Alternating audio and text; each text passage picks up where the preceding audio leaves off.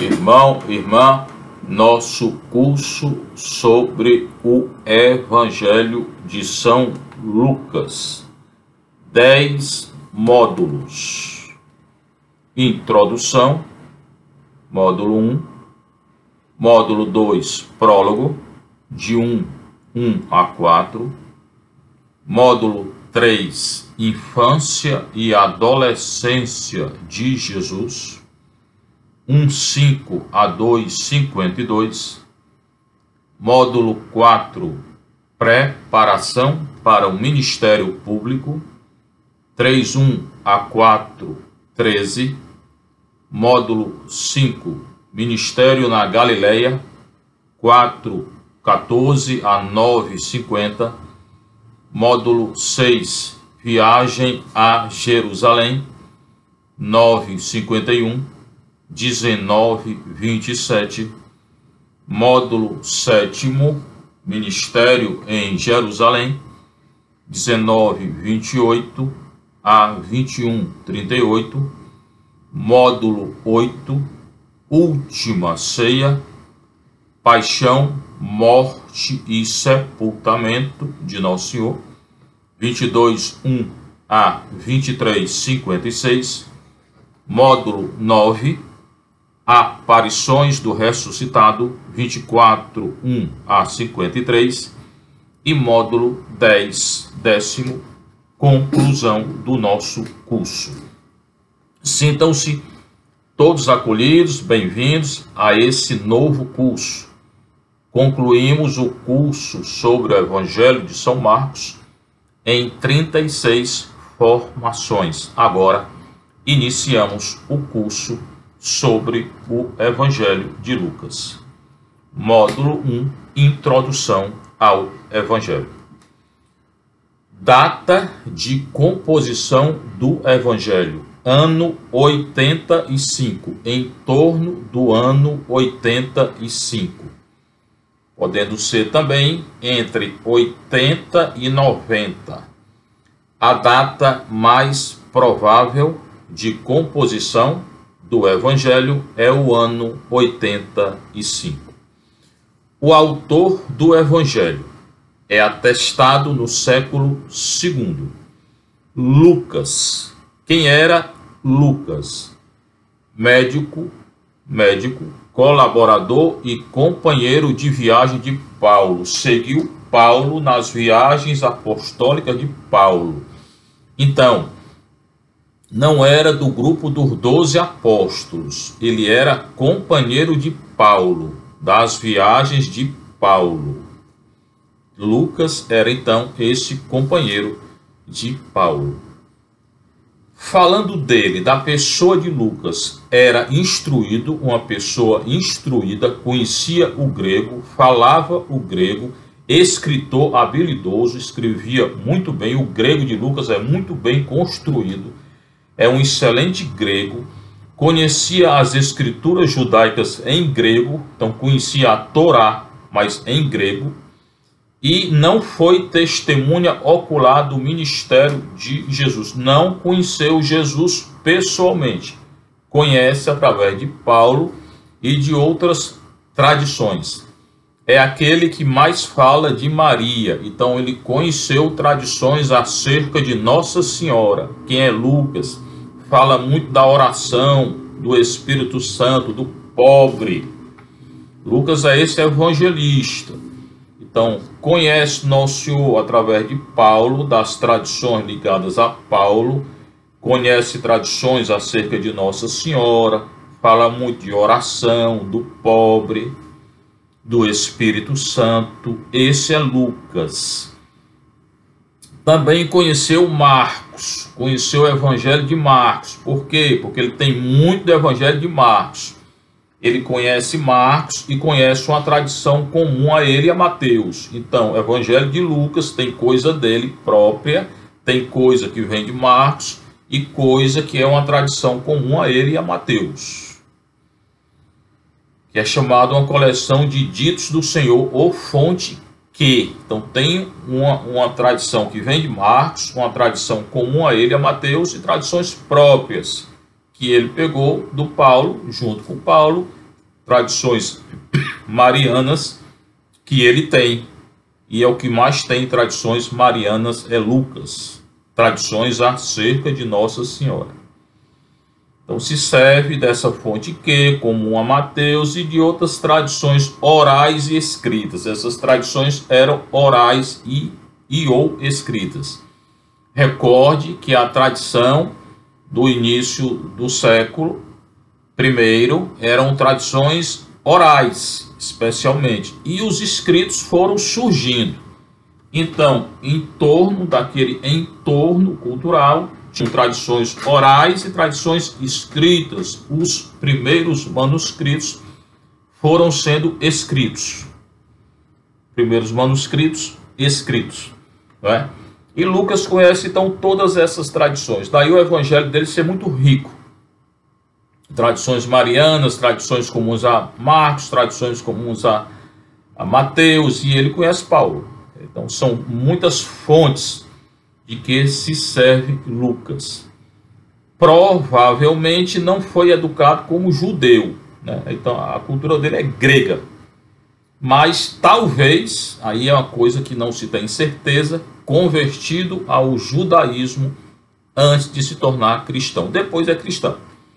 Então conhece bem a cultura grega, não se tem certeza quando foi convertido ao judaísmo, e se coloca a questão, talvez ele tenha se convertido ao judaísmo antes de se tornar cristão. Mas não era palestino, não era daquela região dos 12 apóstolos.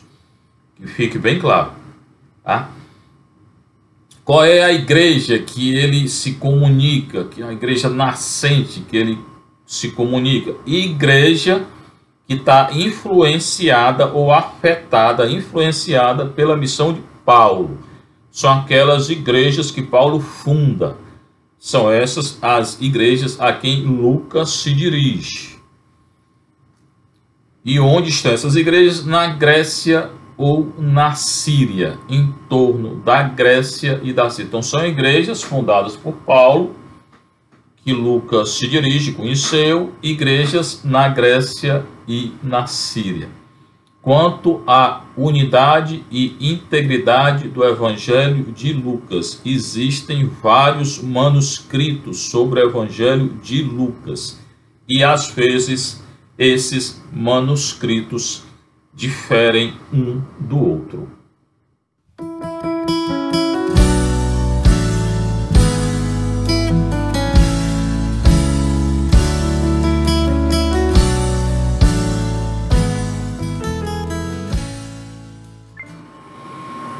Agora, o módulo 2, vimos a introdução, o prólogo do Evangelho de Lucas, início do Evangelho de Lucas, que os estudiosos definem como prólogo, é o início do Evangelho, Lucas 1, de 1 a 4. Visto que muitos já tentaram compor uma narração dos fatos que se cumpriram entre nós. Então, aqui, o início do Evangelho de Lucas. Pega aí seu Evangelho, Lucas 1, de 1 a 4. Epei depere, poloi eperreireisan, anataxastai, diegesim periton, pepleroforemeno, enremin, pragmaton. O grego do Lucas é muito bem construído, muito bem escrito. O que é que ele diz no início? Muitos tentaram compor uma narração dos fatos que se cumpriram, que aconteceram entre nós. Então, Lucas fala de um relato histórico. É o evangelho ou o evangelista que mais se define como o evangelho como fato histórico. Isso é muito importante. Porque não é só a questão da fé, que é o dado teológico, mas a questão histórica. Ele se interessa pelo nascimento histórico de Jesus, pelo ministério histórico de Jesus, lá na Palestina, pela morte histórica de Jesus, pelo sepultamento histórico de Jesus, pela ressurreição histórica de Jesus. É o Jesus histórico, aquele de Lucas. Isso é muito importante, não esqueça, meu irmão, minha irmã. E ele diz que muitos porque ele tinha muitas tradições orais acerca daquilo que aconteceu com o Nosso Senhor, e tinham tradições escritas que estavam surgindo acerca daquilo que aconteceu com o Nosso Senhor. O primeiro manuscrito, o escrito do ano 57, aqui nós estamos no ano 85 já. Então, ele conheceu essas tradições orais e escritas acerca de Nosso Senhor, e ele quer fazer uma composição histórica. Ele quer compor a narração histórica dos fatos, se é fato, é história, que se cumpriram entre nós, o fato histórico da ressurreição, da encarnação, da morte de Nosso Senhor, conforme nos transmitiram os que, desde o princípio, foram testemunhas oculares e ministros da palavra. Então ele recolhe, ministro da palavra, ele recolhe esses fatos de quem? Da transmissão oral. Transmissão oral que estava sendo escrita. Ele quer relatar a partir dessa transmissão oral e escrita, mas principalmente oral, de quem? Daqueles que foram testemunhas oculares, que viram Nosso Senhor. Então, ele recolhe os dados a partir de testemunhas oculares, daquelas pessoas que conviveram com Nosso Senhor. Paulo não convive diretamente com Nosso Senhor, mas tem a sua revelação, que é a conversão de Paulo, que é narrada em Atos 9 e outros passos que nós 22, que nós iremos analisar aqui, também depois do Evangelho de Lucas. E ele se baseia na formulação do seu evangelho em testemunhas oculares, tradição oral, aqueles que conviveram com Nosso Senhor. Por quê? Porque ele convive com Paulo, mas ele tem uma tradição comum a Marcos, e Marcos se baseia em testemunhos oculares, e tem uma tradição comum a Mateus, e Mateus era apóstolo. Então, os relatos que Lucas irá compor no seu evangelho vêm de testemunhas oculares. A palavra testemunha, em grego, martiria. Ele se interessa por essas martiria, por essas testemunhas oculares, e ministros da palavra. Eram testemunhos oculares, e aqueles eram anunciadores da palavra. Eles anunciavam o evangelho. Apóstolo é aquele que anuncia o evangelho. Então, muitos tentaram compor os relatos desde o início, desde o princípio, e é desde o princípio, desde o nascimento de Nosso Senhor, conforme nos transmitiram, foram transmitidos a Lucas, os que desde o princípio foram testemunhas oculares e ministros da palavra. 14. Paredosa remin roi ap arres do princípio autoctai kai hiperetai genomenoi tu logo ministros da palavra. Lucas anuncia o seu evangelho a partir dessas testemunhas oculares que viram Nosso Senhor e são ministros da palavra, anunciadores do evangelho. A mim também pareceu conveniente, após acurada investigação de tudo desde o princípio. Então, ele recolheu tudo aquilo que escutou e estava sendo escrito, pareceu conveniente a ele, depois de uma acurada investigação, então tudo segundo os critérios históricos e narrativos da época, acurada investigação de tudo desde o princípio, escrevermos de modo ordenado. Também quer escrever de modo ordenado, desde o início, desde o nascimento de Jesus Cristo. Então aquele que fala desde o início, anunciação a Maria, antes, a anunciação para o nascimento de João Batista, ele começa do início, recolhendo todas essas tradições orais e escritas que estavam surgindo acerca de Nosso Senhor Jesus Cristo. E escreve de modo ordenado, escrever-te de modo ordenado, ilustre Teófilo. Ele escreve a um Teófilo. Esse Teófilo até hoje se estuda, se procura entender quem era. Se era um personagem do imperador, se era grego, se quem era esse Teófilo, mas o importante é que ele recolhe todos os fatos históricos acerca de nosso Senhor Jesus Cristo, escreve para esse Teófilo, para que verifiques a solidez dos ensinamentos que recebeste. E ele quer que esse Teófilo veja se realmente é sólido, se é verdade, se é verdadeiro aquilo que ele está ensinando. Então, o Lucas recebe da tradição e anuncia a esse Teófilo, escreve a esse Teófilo. Na verdade, escreve para toda a igreja nascente, que se torna o evangelho dele um dos 4 evangelhos, e ele um dos 4 evangelistas. Ele recolhe da tradição, e da tradição principalmente oral e escrita que está surgindo, e escreve ordenadamente, a partir também de testemunhos oculares, como ele insiste, para o Teófilo, esse Teófilo, pedindo que ele veja, reconheça ou não a solidez, se é sólido, se é verdadeiro, aquilo que ele está ensinando Lucas, aquilo que Lucas está ensinando.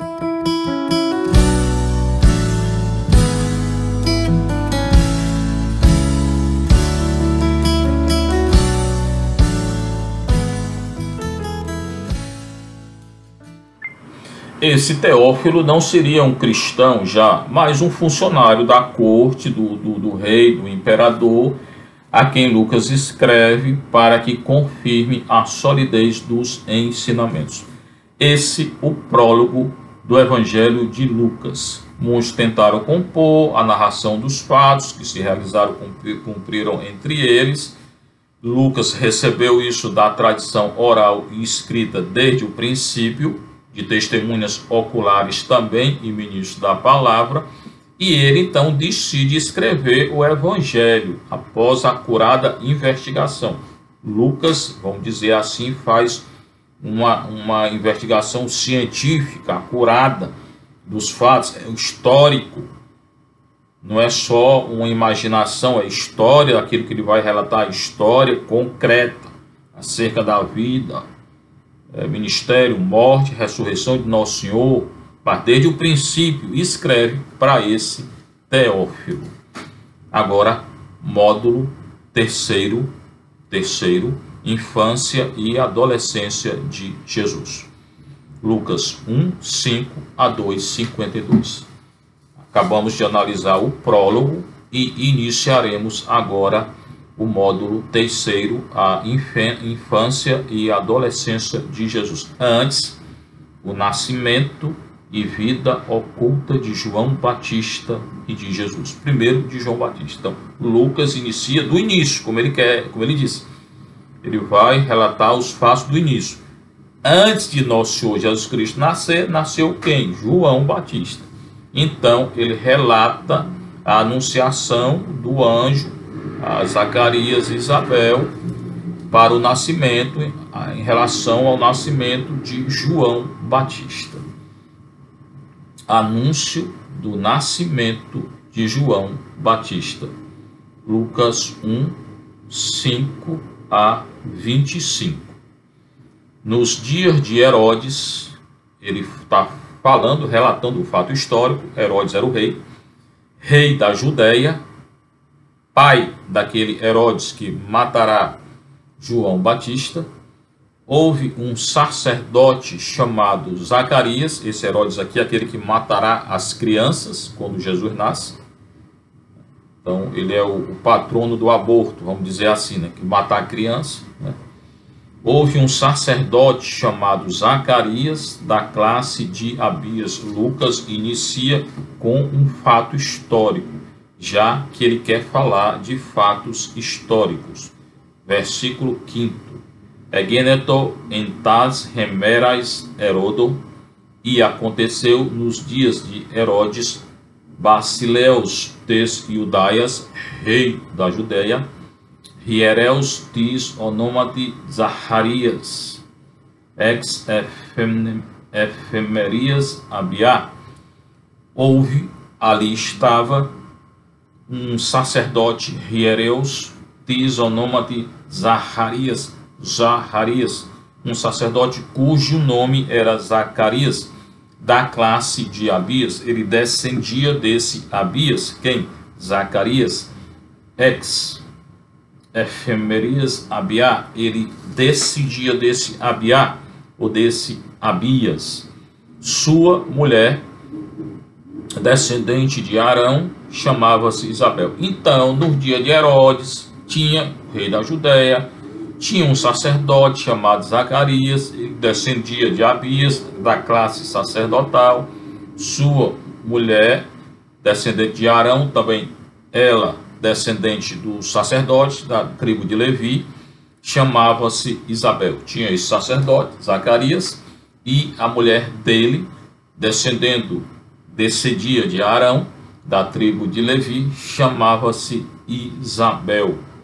Cai Guiné autor e sua mulher, Ecton Tigateron Aaron, da descendência de Arão, Caitó onoma autes, e o nome dela era Elisabeth. Elizabeth no grego. O nome Isabel é o nome hebraico. Elizabeth é o nome grego. O grego que translitera o hebraico também. Elizabeth, né? Então, Isabel pode ser chamada de Isabel ou Elizabeth. Todos dois nomes hebraicos que são transliterados para o grego. Ambos eram justos diante de Deus e de modo irrepreensível seguiam todos os mandamentos e estatutos do Senhor. Então, no tempo do rei Herodes, havia um sacerdote, esse rei Herodes, rei da Judéia, aquele que matou aquelas criancinhas quando Nosso Senhor mandou matar. Quando Nosso Senhor nasceu, havia um sacerdote, classe sacerdotal, pai do João Batista, o nome dele, Zacarias. Ele descendia de Abias. Sua mulher, descendente de Arão, da classe sacerdotal, tribo de Levi, chamava-se Isabel. Então, João Batista vem de uma família, vamos dizer assim, rica, considerada em Israel. Vem de uma família sacerdotal. Jesus não nasce numa família sacerdotal. José não era sacerdote, era carpinteiro, era muito simples. Maria também não é dito que era da tribo sacerdotal, mas os dois, José e Maria, era da tribo de Judá. Jesus descende de Judá, tribo guerreira. E João Batista, da tribo sacerdotal, era uma família influente, aquela de João Batista. Diz o Evangelho que ambos eram justos diante de Deus. O que significa essa justiça diante de Deus de Zacarias e Isabel? Significa que eles seguiam a lei do antigo Israel, a lei do Antigo Testamento. Eles seguiam a Torá. Torá é a lei do Antigo Testamento. Eles eram fiéis à Torá, a lei do Antigo Israel. Essan de dikaioi amfoteroi. Todos os dois, Zacarias e Isabel, eram justos, dikaioi. Dikaioi, justo, porque seguia a lei. Amfoteroi, ambos, enation tuteu, seguiam a lei do antigo Israel, eram justos diante de Deus. Justo diante de Deus, todos os dois. E de modo irrepreensível, porque eram justos, seguiam todos os mandamentos e estatutos do Senhor. Irrepreensivelmente, eles seguiam todos os mandamentos e estatutos do Senhor. Porel homenoi en passa estais entolais, mandamentos, cai de caiumasi tu queriam ametoi. Eles seguiam todos os mandamentos e estatutos que estão na lei do antigo Israel. Está lá em Êxodo, está lá em Deuteronômio, está lá no Pentateuco. E em Lato Senso, todo o Antigo Testamento é lei, é Torá para Israel, do Antigo Testamento. João Batista e Isabel e Zacarias pertencem ao Antigo Testamento. Zacarias e Isabel, ou Elizabeth, seguem a lei do Antigo Testamento.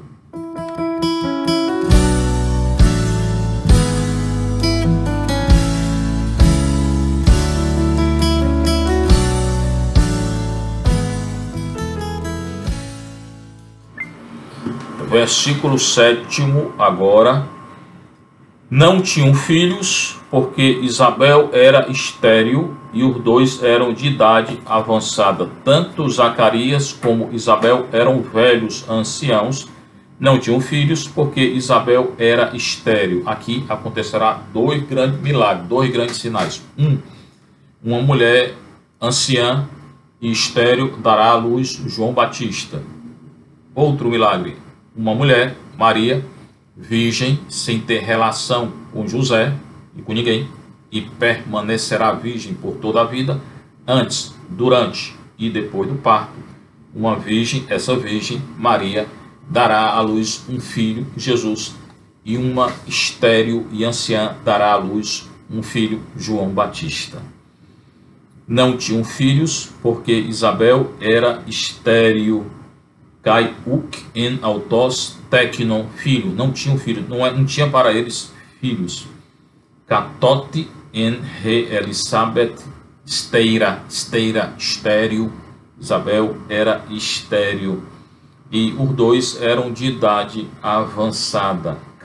Kai anfoteroi, ambos. Kai anfoteroi, probebecotes entais remerais auton essan. Naqueles dias, naquele momento, os dois eram de idade avançada, literalmente naquele momento, ou seja, eram anciãos. Os dois eram anciãos. Versículo 8. Ora, aconteceu que, ao desempenhar as funções sacerdotais diante de Deus no turno de sua classe, Zacarias era sacerdote. Ele estava desempenhando as funções de sacerdote no templo de Jerusalém. Cada sacerdote tinha seu período para ir a um templo oferecer sacrifícios a Deus. No Antigo Testamento, e os dois pertenciam ao Antigo Testamento, eles ofereciam sacrifício de animais a Deus. Daí, Nossa Senhora vai oferecer para a purificação dela, apresentação do menino, purificação dela, um par de pombos. É um sacrifício. Comprava aquele pombo lá, matava, a metade oferecia a Deus, queimava o animal, o pássaro, a fumaça do incenso subia ao céu, e era assim que eles pagavam pela purificação ou um pecado. Maria não pagou pecado porque ela não tinha pecado.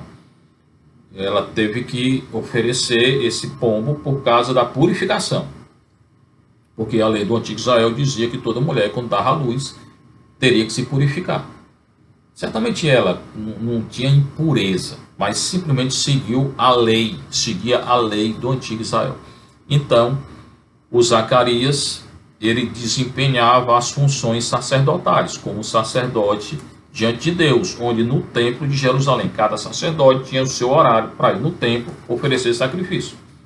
Quando o judeu pecava, se era rico, comprava um animal grande, um boi, uma cabra, matava, metade do animal era para o sacerdote, e aí o sacerdote ele era rico, por isso tinha carne praticamente todo dia, a outra metade oferecia em sacrifício diante de Deus. O povo odiava os sacerdotes. Da classe sacerdotal são os saduceus, aqueles saduceus que prenderão e matarão nosso Senhor, juntamente com os fariseus. Mas o povo odiava os sacerdotes, os saduceus. Os saduceus eram sacerdotes. Zacarias era sacerdote. Por quê? Porque eram ricos, ganhavam dinheiro, ganhavam com o comércio do animal, eles vendiam o animal, ganhavam com aquele comércio, tributo, né, pelo animal vendido, e ganhavam, ficavam com metade do animal. E quando o povo não tinha o que comer. Um período de muita miséria para o povo em geral, e a classe sacerdotal era uma classe, portanto, odiada pelo povo. Aconteceu que, ao desempenhar as funções sacerdotais diante de Deus, aconteceu, aconteceu, ento hierateuen, o serviço sacerdotal, auton ente taxeites efemerias, autu enati tuteu, quando ele estava oferecendo o serviço, a função sacerdotal diante de Deus, no turno de sua classe. Existiam várias classes sacerdotais. Coube-lhe por sorte, conforme o costume sacerdotal, entrar no santuário do Senhor para oferecer o incenso. Então, cada sacerdote pertencia à classe, a classe dele era de Abias, tinha um momento de oferecer sacrifício, tiravam sorte para saber quem entraria no santuário do Senhor, que era um local santo para eles. Não poderia entrar no santuário do Senhor toda hora, todo instante. Tirava a sorte para para ver qual era a classe sacerdotal e qual o sacerdote que entraria no santuário do Senhor para oferecer o incenso. Aqui não é nem o sacrifício do animal, aqui é um incenso. Além do sacrifício do animal, eles ofereciam incenso ao Senhor. Teriam que entrar no santuário do Senhor. Tiravam a sorte. Recorde aí, a sorte era uma coisa muito importante. Quando Judas se enforcou e que eles tiveram que decidir quem era o substituto de Judas, tiraram a sorte. E Matias foi escolhido. Está lá em Atos 1. Leia. Coube-lhe por sorte a quem? A Zacarias. Tiraram a sorte, caiu nele a sorte. Conforme o costume sacerdotal, era costume dos sacerdotes entrar no santuário do Senhor. Ele entrou no santuário do Senhor e ofereceu sacrifício, o incenso, para oferecer o incenso. Toda a assembleia do povo estava fora em oração na hora do incenso. Quando o sacerdote entrava lá no santuário para oferecer o incenso, o povo não podia entrar, nem os outros sacerdotes, só aquele escolhido, e ficavam em oração, aguardando a hora do incenso. A oração, eu disse no início desse curso, é uma realidade presente no Evangelho de Lucas. Lucas fala muito da oração, é o versículo 10. O povo se colocava em oração. Exoterrora tu timiamatus. O povo, toda a assembleia do povo, Orloi, estava fora em oração na hora do incenso. Na hora do incenso. Terrora, exo, fora, terrora, na hora do timiamatus, incenso. Pois bem, na hora que ele, então, o Zacarias foi escolhido para entrar no santuário, oferecer incenso ao Senhor. Nessa hora, versículo 11, apareceu-lhe então o anjo do Senhor de pé à direita do altar do incenso. Na hora que Zacarias entrou no santuário para oferecer o incenso, aparece o anjo do Senhor.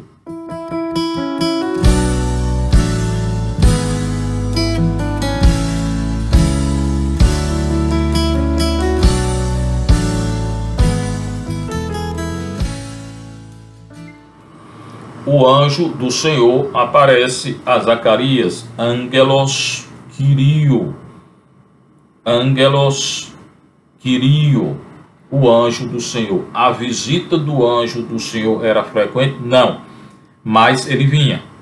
Ele vinha para os profetas em geral, para anunciar, em geral não, sempre para anunciar um fato importante.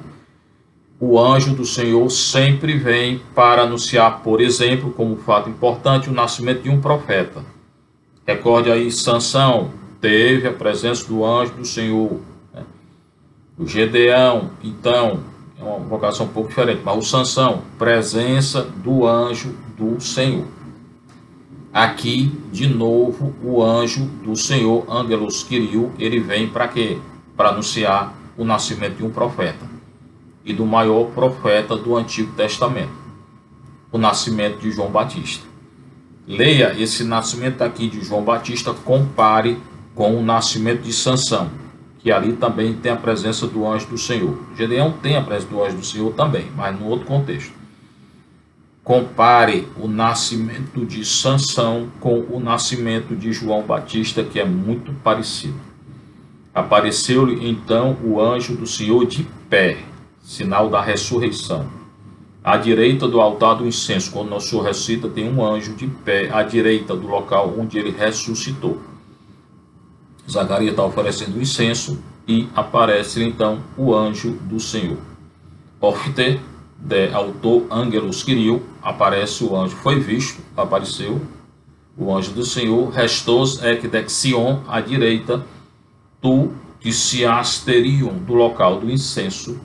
Tu miamatos, do local do miamatos, do incenso. Aparece à direita do altar do incenso. Ao vê-lo, Zacarias perturbou-se e o temor apoderou-se dele, do jeito que Maria também vai se perturbar e Maria também terá medo. Diante da presença do Senhor, tanto Maria como Zacarias têm medo.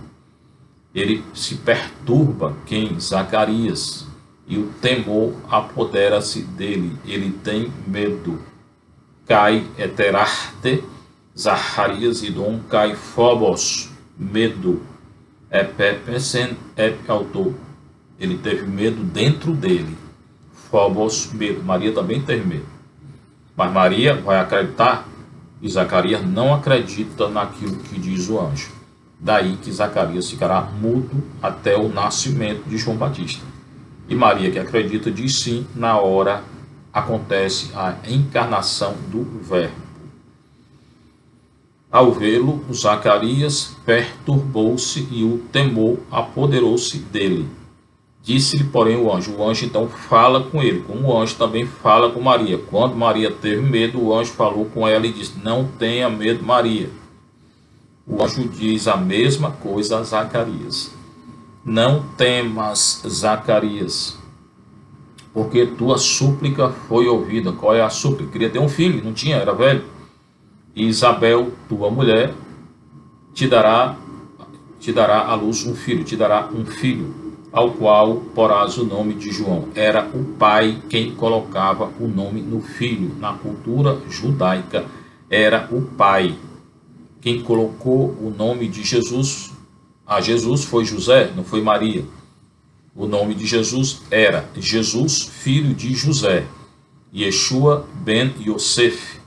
O nome de João, João, filho de Zacarias. E Ronan ben Zahariah. Zacarias, Zahariah. O nome de João Batista não era João Batista. Batista era o apelido, a vocação dele de batizar. O nome dele era João, filho de Zacarias.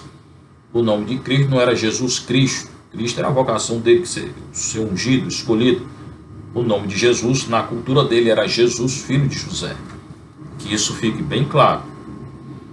Não temas, Zacarias, porque tua súplica, ele queria ter um filho, foi ouvida. Isabel, tua mulher, te dará um filho, ao qual porás o nome de João. Então, o anjo diz a Zacarias: Eipen, de pros auton ho angelos, o anjo fala com ele, falou e disse o anjo a ele: Me fobu Zaharia, não temas, Zacarias. Mesma coisa que ele disse a Maria: Dioti eisecuste redesisu, porque a tua mulher cai regnesu Elisabeth, porque a tua mulher Isabel, primeiro a tua súplica foi ouvida, depois porque a tua mulher Isabel, genesei ruion, te dará um filho, partorirá um filho, te dará um filho, soi cai caleces, e chamarás to onoma autu, o nome dele Ioane,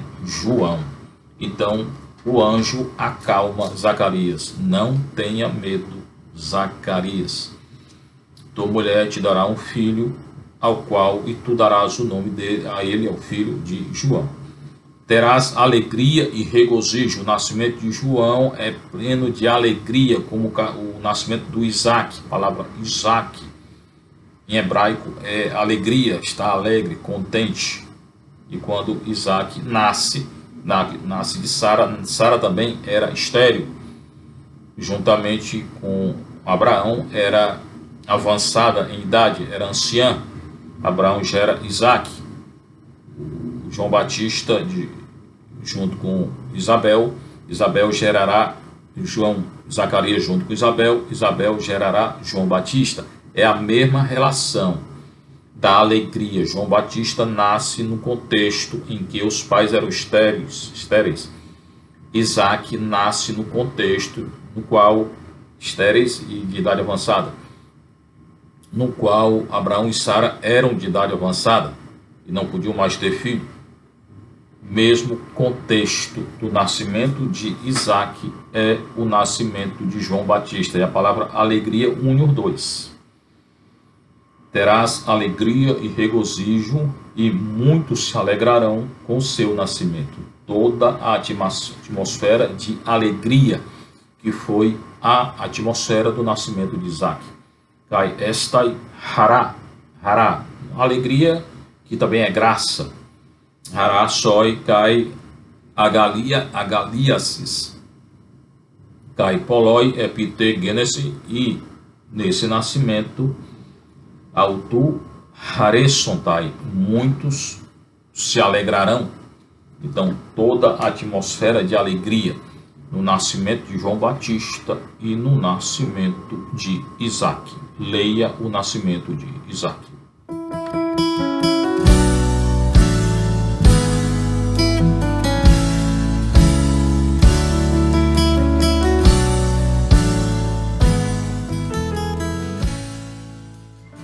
Então, Sara não podia ter mais filho porque era de idade avançada, e Isabel também não poderia ter mais filho porque era de idade avançada, Isabel estéril. Mas o Senhor faz nascer Isaac lá de Sara e João Batista aqui de Isabel.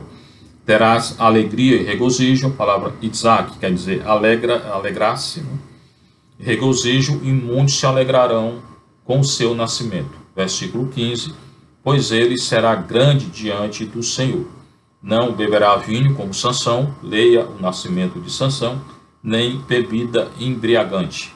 Ficará pleno do Espírito Santo como Nosso Senhor, que também é pleno. Certamente existe uma grande diferença entre Nosso Senhor e João Batista, como entre Nosso Senhor e qualquer profeta, porque Nosso Senhor é Deus, João Batista não é Deus, nenhum profeta é Deus, mas será pleno do Espírito Santo e será o maior nascido entre as mulheres, ainda no seio de sua mãe. Como Sansão, ele será pleno do Espírito Santo. O Senhor esteja convosco. Bênção de Deus Todo-Poderoso, o Pai, o Filho e o Espírito Santo. Que a alegria do Senhor seja a vossa força. Fiquem em paz com Deus e com Maria.